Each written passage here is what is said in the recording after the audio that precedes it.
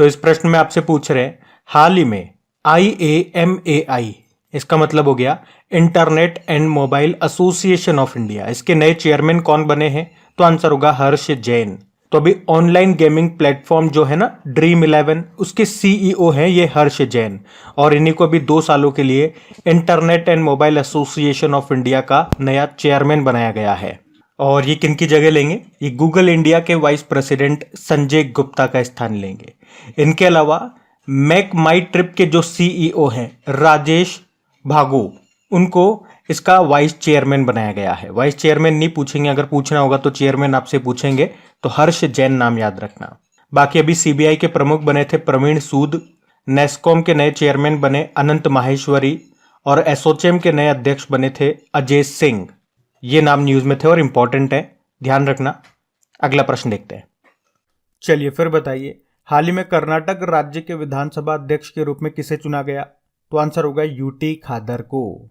अब ये प्रश्न हम क्यों पढ़ रहे हैं या ये प्रश्न क्यों इंपॉर्टेंट है?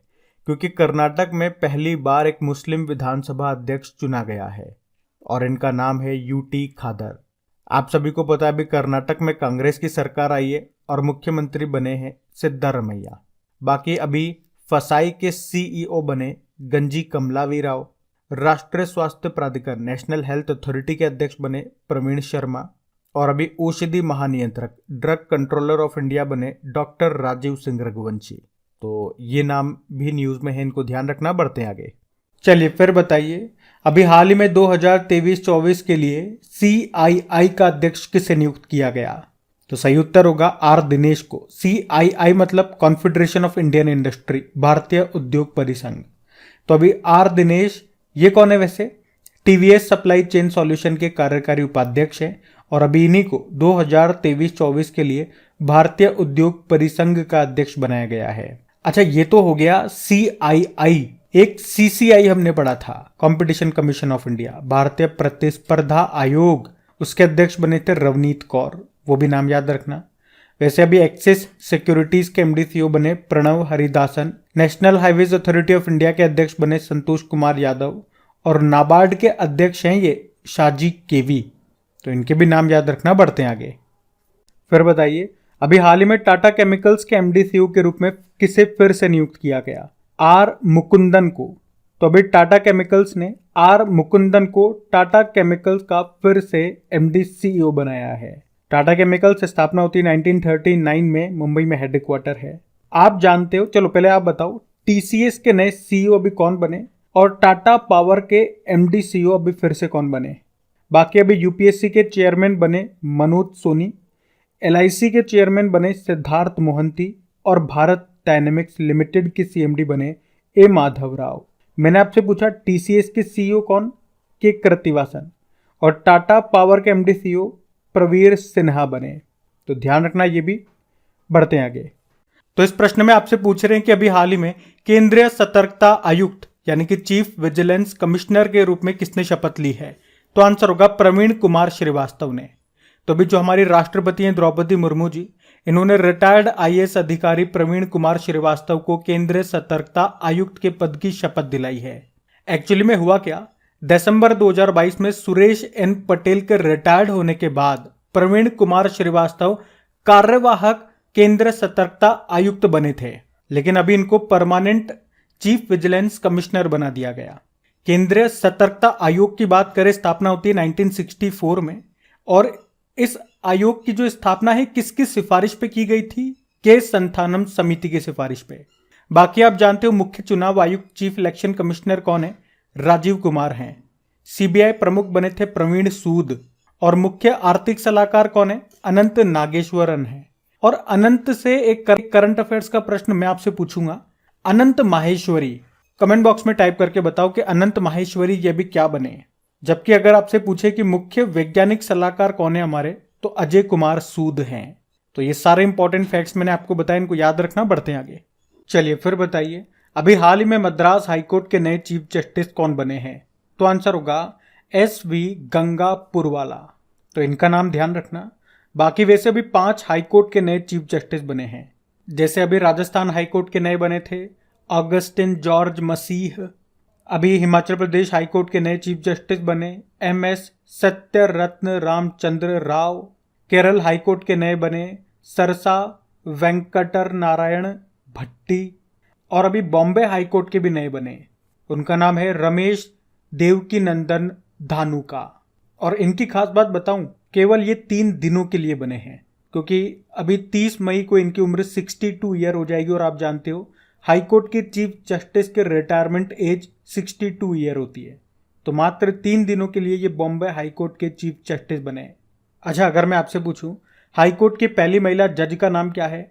अन्ना चांडी, केरल हाईकोर्ट से। और हाईकोर्ट की पहली महिला चीफ जस्टिस पूछेंगे तो लीला सेठ थी, हिमाचल प्रदेश हाईकोर्ट से। वहीं सुप्रीम कोर्ट की पहली महिला जज फातिमा बीबी।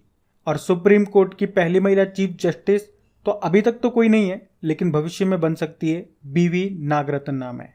और हमारे वर्तमान में चीफ जस्टिस ऑफ इंडिया कौन है? DY चंद्रचूड़ हैं 50वें नंबर के। पहले चीफ जस्टिस ऑफ इंडिया कौन थे? हीरालाल जे कानिया। चलो बताओ, ई कैबिनेट को लागू करने वाला पहला राज्य कौन सा बना? हिमाचल प्रदेश। और देश की पहली पेपरलेस विधानसभा ये कहाँ की बनी? नागालैंड की। और देश की पहली डिजिटल जस्टिस क्लॉक का उद्घाटन कहाँ किया गया? गुजरात हाईकोर्ट में। और राजस्थान में भारत की पहली डिजिटल लोक अदालत शुरू हुई। और क्षेत्रीय भाषा में निर्णय प्रकाशित करने वाला पहला हाईकोर्ट केरल हाईकोर्ट बना, मलयालम भाषा में। अच्छा, सुप्रीम कोर्ट किस आर्टिकल के तहत रिट जारी करता है? आर्टिकल 32। जबकि हाईकोर्ट किस आर्टिकल के तहत रिट जारी करता है? आर्टिकल 226। तो ध्यान रखना ये पॉइंट्स। बढ़ते हैं आगे। फिर बताइए, अभी हाल ही में तुर्की के राष्ट्रपति फिर से कौन बन गए? तो आंसर होगा रेचेप तैयप एर्दोगान। तो अभी टर्की का नया नाम तुर्की हो गया। तो अभी तुर्की के फिर से राष्ट्रपति बन गए हैं रेचेप तैयप एर्दोगान। तो इनका नाम ध्यान रखना। बाकी आप जानते हो, नाइजीरिया के राष्ट्रपति बने थे बोला टिनुबू। बांग्लादेश के प्रेसिडेंट बने मोहम्मद शाहबुद्दीन। और न्यूजीलैंड के प्रधानमंत्री बने क्रिस हिपकिंस। वैसे टर्की की बात करें, इसकी कैपिटल होती है अंकारा, करेंसी है टर्किश लीरा। ये एशिया और यूरोप दोनों कॉन्टिनेंट में आता है, इसे यूरोप का मरीज कहा जाता है। चलिए फिर बताइए, अभी हाल ही में कर्नाटक बैंक के नए MD CEO किसे नियुक्त किया गया? तो आंसर होगा श्री कृष्ण हरिहर शर्मा को। तो याद रखना, भी कर्नाटक बैंक के नए MD CEO बन गए श्री कृष्ण हरिहर शर्मा। और कर्नाटक से एक नाम आपको याद आएगा, रजनीश कर्नाटक का। अभी बैंक ऑफ इंडिया के MD CEO बने थे ये। फिर देवदत्त चंद्र, ये अभी बैंक ऑफ बड़ौदा के MD मैनेजिंग डायरेक्टर बने। संजय अग्रवाल, ये AU स्मॉल फाइनेंस बैंक के MD CEO बने। वैसे कर्नाटक बैंक की बात करें, स्थापना होती है 1924 में। हेडक्वार्टर मंगलुरु कर्नाटक में है। और MD CEO बन गए श्री कृष्ण हरिहर शर्मा। तो ये भी ध्यान रखना। बढ़ते आगे। चलिए फिर बताइए, अभी हाल ही में किसे WHO के बाहरी ऑडिटर के रूप में फिर से चुना गया? तो आंसर होगा गिरीश चंद्र मुर्मू को। गिरीश चंद्र मुर्मू जो कि हमारे CAG controller and auditor general यानी कि नियंत्रक एवं महालेखा परीक्षक है। और इनको अभी एक बार फिर से 2024 से 2027 तक के लिए वर्ल्ड हेल्थ ऑर्गेनाइजेशन के बाहरी लेखा परीक्षक यानी कि एक्सटर्नल ऑडिटर के रूप में चुना गया है। वैसे वे 2019 से इस पद पर हैं और 2023 में इनका कार्यकाल समाप्त हो रहा है। तो इनका नाम याद रखना। बाकी SS दुबे, ये भी इंपॉर्टेंट नाम है, अभी 28वें कंट्रोलर जनरल ऑफ अकाउंट्स यानी कि महालेखा नियंत्रक बने। Praveen Kumar Srivastava chief vigilance commissioner यानी कि मुख्य सतर्कता आयुक्त बने। और National Highways Authority of India के अध्यक्ष बने संतोष कुमार यादव। बाकी WHO वर्ल्ड हेल्थ ऑर्गेनाइजेशन की बात करते हैं तो इसकी स्थापना होती है 7 अप्रैल 1948 को, इसलिए तो हम 7 अप्रैल को वर्ल्ड हेल्थ डे मनाते हैं। हेडक्वार्टर जेनेवा स्विट्जरलैंड में है। डायरेक्टर जनरल है टेड्रोस अधानोम। चलो बताओ, अभी WHO ने भविष्य की महामारियों की बेहतर तैयारी के लिए अभी कौन सी पहल शुरू की? प्रेत पहल। और अभी WHO ने किसे मुख्य वैज्ञानिक चीफ साइंटिस्ट बनाया? सर जेरेमी फरार को। ध्यान रखना। ये बढ़ते आगे।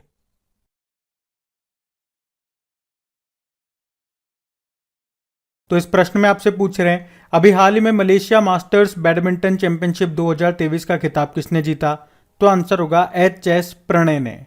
तो भारत के स्टार शटलर हैं HS प्रणय। अब इन्होंने मलेशिया के कुआलालंपुर में खेले गए मलेशिया मास्टर्स में गोल्ड मेडल जीता है। इन्होंने किसको हराया? चीन के वेंग होंगयांग को हराया है। और इस तरह से ये साइना नेहवाल और पीवी सिंधु के बाद मलेशिया मास्टर्स चैंपियनशिप जीतने वाले तीसरे भारतीय बन गए हैं। साथ ही ये भी याद रखना कि मेन सिंगल कैटेगरी में जीतने वाले ये पहले भारतीय हैं, या आप यूं भी कह सकते हो कि इस चैंपियनशिप में भारत ने ये चौथा गोल्ड जीता है।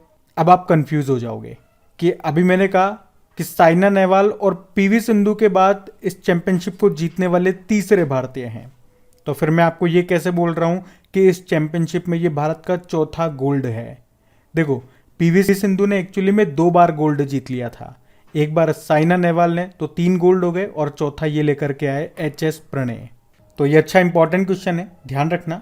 चलिए फिर बताइए, अभी हाल ही में किस देश ने सेंट्रल एशियन वॉलीबॉल एसोसिएशन महिला चैलेंज कप 2023 का खिताब जीता? भारत ने। तो पहले अगर बात करें कि Central Asian Volleyball Association women's volleyball challenge cup 2023 की, तो ये हुआ कहाँ पे? काठमांडू, नेपाल में, जिसे भारत ने जीता। भारत ने किसे हराया? कजाकिस्तान को हराया को। तो इस प्रश्न में आपसे पूछ रहे हैं आईपीएल 2023 का खिताब किसने जीता? तो आंसर होगा चेन्नई सुपर किंग ने। तो अभी अहमदाबाद के नरेंद्र मोदी स्टेडियम, जो कि भारत का, या यूं कहूं कि दुनिया का सबसे बड़ा क्रिकेट स्टेडियम है, और यहीं पे खेले गए फाइनल में चेन्नई सुपर किंग ने आईपीएल 2023 का खिताब जीत लिया है। तो आप यूं कह सकते हो कि 5वीं बार चेन्नई सुपर किंग ने आईपीएल का खिताब जीता। और अभी किसे हराया? तो पिछले साल की विजेता गुजरात टाइटंस को। देखो, चेन्नई सुपर किंग ने ये 5वां खिताब जीता है। कब कब जीता उससे पहले? 2010 में, 2011 में, 2018 में और 2021 में। और अभी ये 2023 का आईपीएल खिताब भी इसने जीत लिया। पिछले साल का 2022 में आपको पता है किसने जीता था? गुजरात टाइटंस ने, और ये नई टीम बनी थी। इस साल ये आई संस्करण है जिसको चेन्नई सुपर किंग ने जीत लिया। अब कुछ इंपॉर्टेंट अवार्ड्स की बात करें तो पहले तो ऑरेंज कैप और पर्पल कैप की बात करते हैं। ऑरेंज कैप ये किसको मिलता है? जो सबसे ज्यादा रन बनाते हैं, तो ये भी मिला है शुभमन गिल को, गुजरात टाइटंस के हैं। पर्पल कैप उन्हें मिलता है जो सबसे ज्यादा विकेट लेते हैं, तो ये मिला है मोहम्मद शामी को, ये भी गुजरात टाइटंस के हैं। बाकी देखो, अगर बात करते हैं emerging player of the season, तो ये चुना गया यशस्वी जायसवाल को, ये राजस्थान रॉयल के हैं। जबकि electric striker of the season चुना गया ग्लेन मैक्सवेल को, ये रॉयल चैलेंजर्स बेंगलुरु के हैं। उसके अलावा game changer of the season चुना गया शुभमन गिल को, मोस्ट वैल्यूएबल प्लेयर चुना गया शुभमन गिल को, और most force in the season, सबसे ज्यादा चौके लगाने वाले खिलाड़ी कौन बने? शुभमन गिल। और सबसे लंबा छक्का लगाने वाले, यानी कि लॉन्गेस्ट 6 ऑफ द सीजन, ये किसका रहा? तो आंसर होगा Faf du places, royal Challengers Bengaluru के हैं। कैच ऑफ द सीजन चुने गए राशिद खान, गुजरात टाइटंस के हैं। फेयर प्ले का अवार्ड मिला दिल्ली कैपिटल्स को। तो इस बार के आईपीएल के ये सारे इंपॉर्टेंट अवार्ड्स थे जो एक साथ मैंने आपको बता दिए। पहला आईपीएल कब खेला गया था? 2008 में, जिसको राजस्थान रॉयल्स ने जीता था। सबसे ज़्यादा बार बात करोगे तो मुंबई इंडियंस और चेन्नई सुपर किंग 5-5 बार इन्होंने जीता है। और आईपीएल का स्पॉन्सर टाटा ग्रुप है, ये भी ध्यान रखना। बढ़ते आगे। फिर बताइए, अभी हाल ही में मोनाको ग्रैंड प्री 2023 का खिताब किसने जीता? तो आंसर होगा मैक्स वर्स्टपन ने। मैक्स वर्स्टपन ये रेडबुल के ड्राइवर हैं, वैसे तो ये नीदरलैंड के रहने वाले हैं, और अभी इन्होंने मोनाको ग्रैंड प्री 2023 का खिताब भी जीत लिया है। फिर बताइए, अभी हाल ही में किस राज्य ने 13वीं हॉकी इंडिया सब जूनियर पुरुष और राष्ट्रीय चैंपियनशिप का खिताब जीता? तो आंसर होगा उत्तर प्रदेश ने। चलो पहले तो ये बताओ कि ये 13वीं hockey India sub junior men's national championship 2023 का आयोजन ये कहाँ पे किया गया? उड़ीसा के बिरसा मुंडा हॉकी स्टेडियम में। ये भारत का सबसे बड़ा हॉकी स्टेडियम है, और अभी इस चैंपियनशिप को जीता है उत्तर प्रदेश ने। किसे हराया? उड़ीसा को हराया।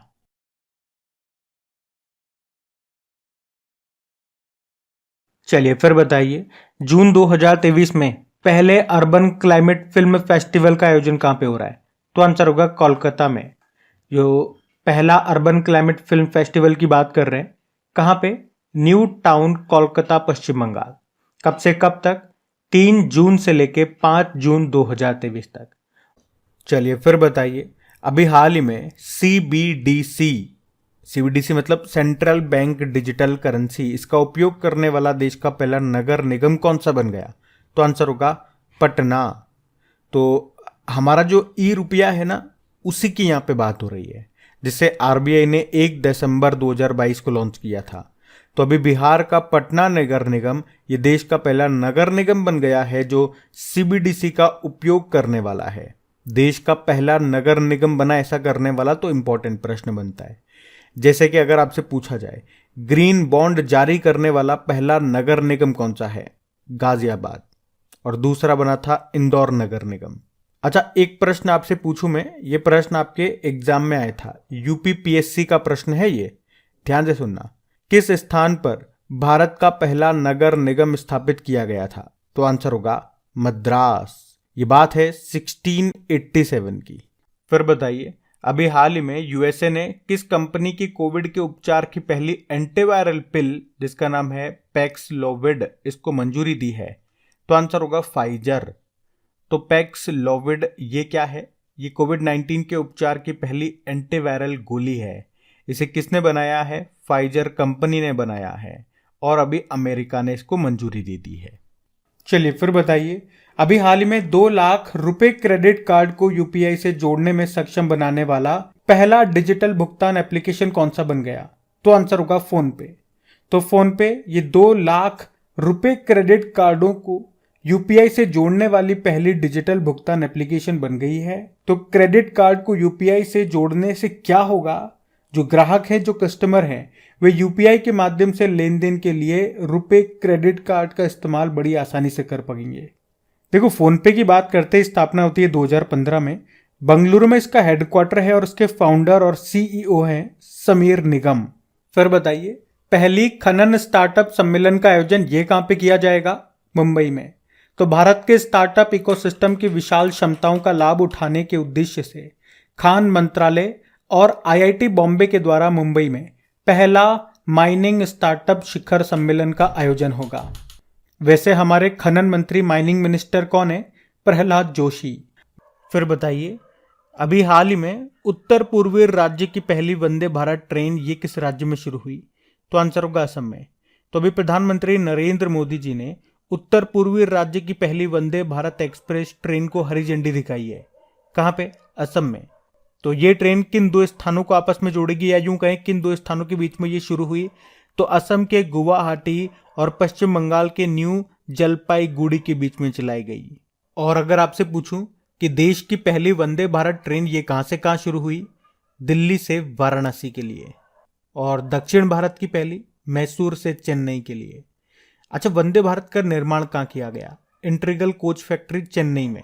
वंदे भारत, जिसे ट्रेन 18 भी कहा जाता है, ये भारत की पहली सेमी हाई स्पीड ट्रेन है, और कहूं तो भारत की पहली बिना इंजन वाली ट्रेन है। मतलब अलग से इंजन नहीं है इसमें, जैसे नॉर्मल ट्रेन में होता है। अच्छा, याद है वंदे भारत का संचालन करने वाली एशिया की पहली महिला लोको पायलट कौन बनी थी? सुरेखा यादव। और अगर आपसे पूछे ना कि वंदे मेट्रो के बारे में बताओ, तो बताना कि दिसंबर 2023 तक भारत की पहली हाइड्रोजन ट्रेन संचालित होगी। उसी का नाम वंदे मेट्रो है। इसका टारगेट रखा है 2030 तक 35 हाइड्रोजन ट्रेन डेवलप्ड करना, जिसका निर्माण भारत में ही होगा।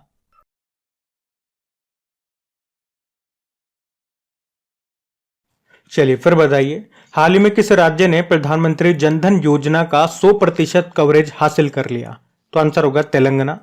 तो अभी सामाजिक सुरक्षा प्रशासन सर्वेक्षण के अनुसार राज्य ने प्रधानमंत्री जनधन योजना का 100% कवरेज हासिल कर लिया है।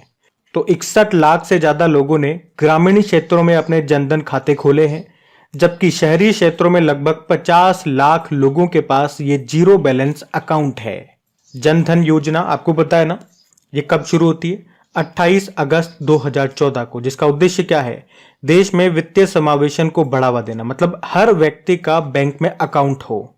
इसमें जीरो बैलेंस में बैंक अकाउंट खोला जाता है, और इसमें हर व्यक्ति को 1 लाख रुपए का दुर्घटना बीमा भी मिलता है और 10,000 रुपए की ओवरड्राफ्ट फैसिलिटी भी मिलती है। तो अभी प्रधानमंत्री जनधन योजना का 100% कवरेज हासिल कर लिया तेलंगाना ने। फिर बताइए, अभी हाल ही में शुरू किया गया समर्थ अभियान का संबंध किससे है? तो आंसर होगा ग्रामीण क्षेत्र में डिजिटल लेन देन को बढ़ावा देने से। तो अभी हमारे केंद्रीय ग्रामीण विकास और पंचायती राज मंत्री हैं गिरिराज सिंह, जिन्होंने भी लखनऊ में आजादी का अमृत महोत्सव के तहत 50,000 ग्राम पंचायतों में डिजिटल लेन देन को बढ़ावा देने के लिए ये समर्थ अभियान शुरू किया है। तो इस अभियान का मुख्य उद्देश्य क्या है? महिलाओं को सशक्त बनाने पर विशेष ध्यान देने के साथ साथ ग्रामीण क्षेत्रों में डिजिटल लेन देन को बढ़ावा देना। चलिए फिर बताइए, अभी हाल ही में मो घर योजना ये किस राज्य ने शुरू की है? तो आंसर होगा उड़ीसा ने। तो अभी उड़ीसा के जो मुख्यमंत्री हैं नवीन पटनायक, इन्होंने मो घर योजना को शुरू किया है। इस योजना में क्या होगा? इस योजना में ग्रामीण क्षेत्रों में निम्न और निम्न मध्यम आय वाले परिवारों को वित्तीय सहायता दी जाएगी घर बनाने के लिए। तो उड़ीसा सरकार इस योजना में ऐसे सभी परिवारों को कवर करेगी जो मौजूदा हाउसिंग स्कीम में आवास पाने से छूट गए थे, वंचित रह गए थे।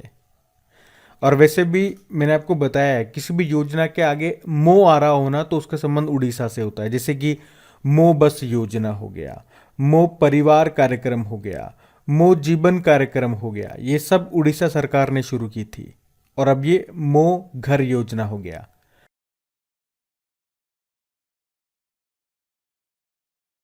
तो इस प्रश्न में आपसे पूछ रहे हैं, हाल ही में जारी नीति आयोग के 2020 और 21 के वार्षिक स्वास्थ्य सूचकांक में टॉप पर कौन है?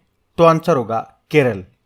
तो अभी नीति आयोग ने एनुअल हेल्थ इंडेक्स जारी किया है 2020-21 के लिए, जिसमें बड़े राज्यों में बात करोगे तो केरल टॉप पर है, दूसरे पे तमिलनाडु है, तो तीसरे पे है तेलंगाना। और छोटे राज्यों में बात करोगे तो पहले स्थान पे त्रिपुरा है, दूसरे पे सिक्किम है और तीसरे पे गोवा है। और यूनियन टेरिटरीज केंद्र शासित प्रदेशों में बात करोगे तो लक्षद्वीप टॉप पर है। देखो, नीति आयोग ने ये इंडेक्स जारी किया। नीति आयोग ये योजना आयोग के जगह पे लाया गया था 2015 में, यानी कि स्थापना होती है 1 जनवरी 2015 को। फुल फॉर्म होती है national institute for transforming India. अध्यक्ष भारत के प्रधानमंत्री होते हैं, जो कि हैं वर्तमान में नरेंद्र मोदी। उपाध्यक्ष कौन है? डॉक्टर सुमन के बेरी। और सीईओ कौन है? BVR सुब्रमण्यम। और अगर पूछूं पहले उपाध्यक्ष कौन थे? अरविंद पनघड़िया। और पहले सीईओ कौन थे? सिंधु खुल्लर। तो ये आप ध्यान रखना। बढ़ते हैं आगे। चलिए फिर बताइए, हाल ही में जारी मोस्ट इनोवेटिव कंपनीज की सूची में शामिल एकमात्र भारतीय कंपनी कौन सी है? तो आंसर होगा टाटा। तो अभी बॉस्टन कंसल्टिंग ग्रुप ने दुनिया की टॉप 50 मोस्ट इनोवेटिव कंपनीज की लिस्ट जारी की है, जिसमें पहले स्थान पे बात करोगे तो एप्पल है, दूसरे पे टेस्ला है, तो तीसरे पे अमेजॉन है। और भारत की जो टाटा है ये इसमें 20वें स्थान पर है। और आप कह सकते हो इस सूची में एकमात्र भारतीय कंपनी है। एप्पल से याद आएगा, अभी एप्पल ने भारत में बताओ कहां पे अपना पहला स्टोर खोला? मुंबई में। एप्पल के सीईओ टिम कुक हैं। फिर बताइए, अभी हाल ही में जारी एनपीए प्रबंधन में प्रभावशाली रैंकिंग में टॉप पे कौन सा बैंक रहा? तो आंसर होगा बैंक ऑफ महाराष्ट्र। एनपीए मतलब हो गया नॉन परफॉर्मिंग एसेट्स। मतलब अगर किसी बैंक ने किसी को लोन दिया है, किसी व्यक्ति को या किसी कंपनी को, तो उस लोन का न तो ब्याज टाइम पे आ रहा है ना मूलधन यानी कि प्रिंसिपल, तो ऐसे लोन को एनपीए कहते हैं। एनपीए को आप बैड लोन भी कह सकते हो।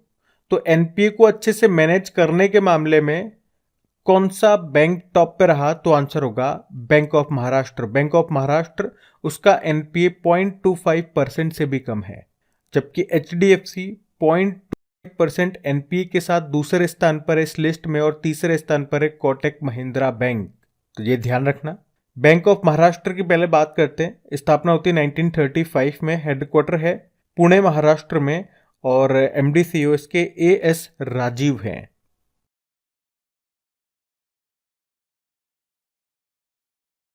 तो इस प्रश्न में आपसे पूछ रहे हैं कि अभी हाल ही में नई संसद भवन के उद्घाटन के दौरान कितने रुपए का सिक्का अभी जारी किया गया? तो ये इंपॉर्टेंट प्रश्न मार्क करना। काफी सारे इंपॉर्टेंट पॉइंट्स मैं आपको इसमें बताने वाला हूं जो संबंधित होंगे हमारे नए संसद भवन से। तो पहले तो इसका उत्तर होगा 75 रुपीज का। और 75 रुपीस का ही क्यों? क्योंकि भारत को आजाद हुए 75 साल हो चुके हैं, जिसे कहते हैं आजादी का अमृत महोत्सव। तो अभी प्रधानमंत्री नरेंद्र मोदी जी ने नए संसद भवन के उद्घाटन के दौरान ये 75 रुपए का नया स्मारक सिक्का लॉन्च किया है। इस सिक्के के बारे में पहले मैं आपको बता दूं, सिक्के के अग्रभाग में अशोक स्तंभ का सिंह ये शीर्ष पर है, उसके नीचे सत्यमेव जयते लिखा हुआ है, इसके बाएं तरफ देवनागरी लिपि में भारत और दाएं तरफ अंग्रेजी भाषा में इंडिया लिखा हुआ है। सिक्के के दूसरी तरफ देखोगे तो नए संसद भवन की तस्वीर है, जिसके ऊपर देवनागरी लिपि में संसद संकुल और नीचे अंग्रेजी में पार्लियामेंट कॉम्प्लेक्स लिखा है। अब नए भवन की हम चर्चा कर लेते हैं। जितने भी इंपॉर्टेंट पॉइंट्स होंगे इससे रिलेटेड इस प्रश्न में मैं सारे आपको बता दूंगा, ज्यादा फालतू बकवास नहीं होगी, सिर्फ काम की बात होगी। जैसे कि इसका निर्माण ये किसके द्वारा किया गया? तो टाटा कंपनी के द्वारा। इसके वास्तुकार आर्किटेक्ट कौन थे? गुजरात के बीमल पटेल। और संसद भवन को सेंट्रल विस्टा डेवलपमेंट प्रोजेक्ट के तहत बनाया गया है। आकार में बात करोगे तो त्रिकोणीय है, ट्रायंगुलर इन शेप है। क्षमता की बात करें तो लोकसभा की 888 और राज्यसभा की 384 सीटें हैं, यानी कि संयुक्त सत्र होने की स्थिति में लोकसभा के 1272 सदस्य यहां पे बड़ी आराम से बैठ सकेंगे। और ये ध्यान रखना कि लोकसभा चैम्बर राष्ट्र पक्षी मोर की थीम पर आधारित है और राज्यसभा चैम्बर राष्ट्र फूल कमल की थीम पर तैयार किया गया है।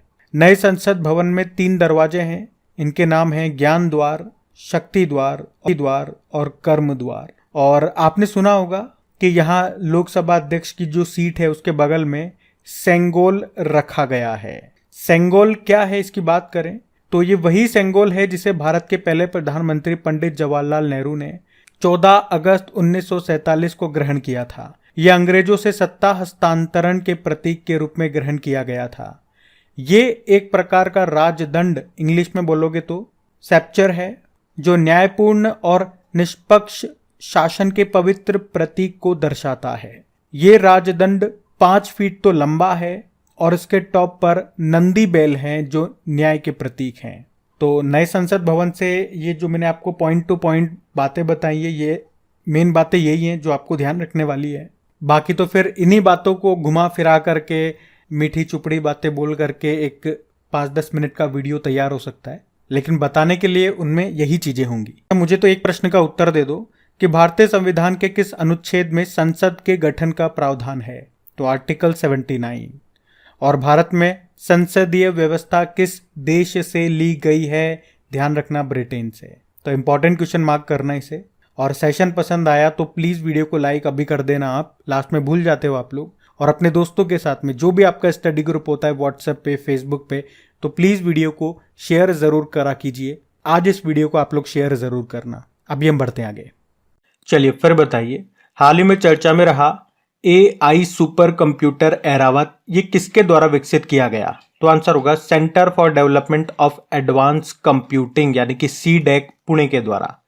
तो CDEC पुणे ने अभी आर्टिफिशियल इंटेलिजेंस सुपर कंप्यूटर जिसका नाम है ऐरावत, इसको डेवलप किया है। और ये भी चर्चा में क्यों है? तो अभी हाल ही में जर्मनी के हैम्बर्ग में आयोजित हुए 61वें अंतरराष्ट्रीय सुपर कंप्यूटिंग सम्मेलन में 500 प्रमुख वैश्विक सुपर कंप्यूटर्स की सूची जारी की गई। तो इस लिस्ट में CDEC पुणे में स्थापित ये AI सुपर कंप्यूटर ऐरावत को 75वां स्थान मिला है। इस कारण से ये अभी न्यूज में था। अब आप पूछोगे इस सूची में पहले स्थान पर कौन है, यानी कि दुनिया का सबसे तेज सुपर कंप्यूटर कौन सा है? तो अमेरिका का सुपर कंप्यूटर जिसका नाम है फ्रंटियर। तो सबसे तेज सुपर कंप्यूटर फ्रंटियर है जो कि अमेरिका का है। भारत का कौन सा सुपर कंप्यूटर इस लिस्ट में है और कौन से स्थान पर है? तो ऐरावत है, 75 नंबर पर है, जिसको किसने डेवलप किया है? CDEC पुणे ने। ये पॉइंट्स आपको याद रखने हैं। फिर बताइए, अभी हाल ही में 76 नंबर की विश्व स्वास्थ्य सभा का आयोजन ये कहां पे किया गया? तो आंसर होगा जिनेवा। जिनेवा का है, स्विट्जरलैंड में। तो अभी 21 मई से लेके 30 मई 2023 तक स्विट्जरलैंड के जिनेवा में 76वीं वर्ल्ड हेल्थ असेंबली का आयोजन किया गया। और इसकी थीम क्या रही? WHO at 75 saving lives driving health for all. और भारत के प्रधानमंत्री नरेंद्र मोदी ने इसके 76वें सत्र को संबोधित भी किया। वैसे WHO की बात करें, वर्ल्ड हेल्थ ऑर्गेनाइजेशन, तो स्थापना होती है 7 अप्रैल 1948 को। इसीलिए हम 7 अप्रैल को वर्ल्ड हेल्थ डे के रूप में मनाते हैं। हेडक्वार्टर जेनेवा स्विट्जरलैंड में है और इसके हेड हैं डॉक्टर टेड्रोस अधानोम। चलिए फिर बताइए, हाल ही में किसने ग्रामीण भारत के लिए AI चैटबॉट जिसका नाम है जुगलबंदी इसको लॉन्च किया? तो आंसर होगा माइक्रोसॉफ्ट। जुगलबंदी ये एक आर्टिफिशियल इंटेलिजेंस चैटबॉट है। ये बहुभाषी है, मतलब ये 10 भाषाओं में रिप्लाई दे सकता है। इसे माइक्रोसॉफ्ट कंपनी ने लॉन्च किया है। उद्देश्य क्या है? ग्रामीण भारत में सरकारी योजनाओं का लाभ पहुंचे और वहां के लोगों की समस्याओं का समाधान हो सके। और इसकी खास बात यह है कि आप इसमें टाइप भी कर सकते हैं और बोलकर भी अपने प्रश्न पूछ सकते हैं। तो इसको लॉन्च तो किया है माइक्रोसॉफ्ट ने, पर अगर आप पूछो कि इसे बनाने में किसने मदद की, तो AI फॉर भारत और IIT मद्रास ने। देखो, माइक्रोसॉफ्ट की बात करते हैं। स्थापना होती 1975 में। संस्थापक बिल गेट्स और पॉल एलन रहे। हेडक्वार्टर वॉशिंगटन में है और CEO सत्या नडेला है। फिर बताइए, अभी हाल ही में जनरेटिव AI प्लेटफॉर्म टोपाज को किसने लॉन्च किया? तो आंसर होगा इन्फोसिस। टोपाज क्या है? ये एक जनरेटिव आर्टिफिशियल इंटेलिजेंस प्लेटफॉर्म है और इसे लॉन्च किया है इन्फोसिस कंपनी ने, जिसका उद्देश्य है कंपनी की जो भी समस्याएं हैं उनका एक ही स्थान पर समाधान करना। इन्फोसिस जिसका हेडक्वार्टर है बंगलुरु में, स्थापना होती है 1981 में और अध्यक्ष है नंदन नीलेकणी और MD CEO हैं सलील पारेख। फिर बताइए, हाल ही में किस देश ने बैलिस्टिक मिसाइल खैबर का सफल परीक्षण किया? तो आंसर होगा ईरान ने। तो अभी ईरान देश ने खैबर नाम से एक बैलिस्टिक मिसाइल का परीक्षण किया है। इसकी रेंज की बात करोगे तो 2000 किलोमीटर है और ये 1500 किलोग्राम वजन उठाने में सक्षम है। अभी आपको बता दूं, अभी तुर्की देश ने भी एक बैलिस्टिक मिसाइल का परीक्षण किया जिसका नाम टाइफून है। चलिए फिर बताइए, अभी हाल ही में कहाँ के पशुपालन और मत्स्य पालन विभाग ने स्कॉच सिल्वर अवार्ड 2023 जीता? तो आंसर होगा चंडीगढ़। तो अभी चंडीगढ़ के पशुपालन और मत्स्य पालन विभाग को 2023 का स्कॉच सिल्वर अवार्ड मिला है। इस विभाग को यह अवार्ड मवेशियों के इलाज के कंप्यूटरीकृत मेडिकल रिकॉर्ड में E-गवर्नेंस के लिए दिया गया है और देश में अपनी तरह की यह पहली परियोजना है, यह भी ध्यान रखना। आपको याद है चंडीगढ़ एयरपोर्ट का नाम भगत सिंह जी के नाम पे कर दिया गया और देश का पहला इंडियन एयरफोर्स हेरिटेज सेंटर कहाँ पे बना है? चंडीगढ़ में ही। ध्यान रखना ये पॉइंट्स, पढ़ते आगे। फिर बताइए, अभी हाल ही में गीता आचरण एक अभ्यासी का दृष्टिकोण नाम की बुक को किसने लिखा है? तो आंसर होगा शिव प्रसाद। तो लेखक शिव प्रसाद ने ये बुक लिखी है जिसका नाम है गीता आचरण एक अभ्यासी का दृष्टिकोण और अभी इसे उड़ीसा के राज्यपाल गणेशी लाल ने लॉन्च किया है। बाकी Sandeep Marwah 8 years of Modi Sarkar a compilation of achievement नाम से बुक लिखी। Feroze Varun Gandhi the Indian metropolis deconstructing India's urban spaces नाम की बुक लिखी और कस्तूरी रे द्रौपदी मुर्मू जी के ऊपर बुक लिखी है जिसका नाम है Draupadi Murmu from tribal hinterlands to Raisina Hill. तो ध्यान रखना ये, बढ़ते हैं आगे। चलिए फिर बताइए, अभी हाल ही में संयुक्त राष्ट्र शांति सैनिकों का अंतर्राष्ट्रीय दिवस कब मनाया गया? तो आंसर होगा 29 मई को। तो संयुक्त राष्ट्र ये शांति सैनिकों के योगदान और बलिदान को सम्मान करने के लिए ये दिन मनाता है। इस बार की थीम है शांति मेरे साथ शुरू होती है। अच्छा, अभी एक प्रश्न हम लोगों ने पढ़ा था कि अभी संयुक्त राष्ट्र ने भारतीय सैनिकों को डैग हैमरस्कॉल्ड मेडल से मरणोपरांत सम्मानित किया। तो कितने भारतीय सैनिकों को किया? तो आंसर याद रखना 3 को किया है। शिशुपाल सिंह और सांवला राम विश्नोई ये कांगो गणराज्य में शहीद हो गए थे। इनके अलावा एक और भारतीय हैं शाबेर ताहिर अली, ये इराक में शहीद हुए थे। तो ये तीसरे सैनिक का भी नाम याद रखना, शाबेर ताहिर अली इनका नाम है। फिर इन 3 भारतीय शांति सैनिकों को संयुक्त राष्ट्र ने ये डैग हैमरस्कॉल्ड मेडल से मरणोपरांत सम्मानित किया। चलिए फिर बताइए, अभी अंतर्राष्ट्रीय भारतीय फिल्म फेस्टिवल 2023 में सर्वश्रेष्ठ अभिनेता का पुरस्कार किसने जीता? तो आंसर होगा ऋतिक रोशन ने। तो अभी मई 2023 में अबू धाबी में आयोजित international Indian film academy awards में विक्रम वेधा मूवी के लिए ऋतिक रोशन को बेस्ट एक्टर का अवार्ड मिला, जबकि बेस्ट एक्ट्रेस का अवार्ड मिला है आलिया भट्ट को उनकी मूवी गंगूबाई काठियावाड़ी के लिए। इसमें बेस्ट फिल्म रही है दृश्यम 2 और बेस्ट डायरेक्टर का अवार्ड मिला है R माधवन को उनकी रॉकेटरी नाम की मूवी के लिए, जिसमें उन्होंने एक्ट भी किया और उस मूवी के डायरेक्टर भी थे आर मार्वल। और जो एक्टर हैं कमल हसन, उनको भारतीय सिनेमा पुरस्कार में उत्कृष्ट उपलब्धि से सम्मानित किया गया। याद रखना, ये जो आईफा अवार्ड से इनको बॉलीवुड का ऑस्कर अवार्ड भी कहा जाता है। इस बार ये इसका 23वां संस्करण है। चलिए फिर बताइए, अभी हाल ही में खीर भवानी मेले का आयोजन ये कहाँ पे किया गया? तो आंसर होगा जम्मू कश्मीर में। तो कश्मीर में रागनैया देवी मंदिर है, जिसे खीर भवानी मंदिर भी कहा जाता है, जहां पे हर साल ज्येष्ठ अष्टमी पर कश्मीरी पंडितों के द्वारा खीर भवानी मेले का आयोजन किया जाता है। और इसी तरह से आपको याद होगा, जम्मू कश्मीर में ही बंगस आवाम मेले का भी आयोजन किया गया था। भारत का पहला लेवेंडर फेस्टिवल का आयोजन जम्मू कश्मीर में हुआ और पहला अहरबल महोत्सव भी शुरू हुआ था जम्मू कश्मीर में ही। हेरथ महोत्सव ये भी जम्मू कश्मीर में होता है।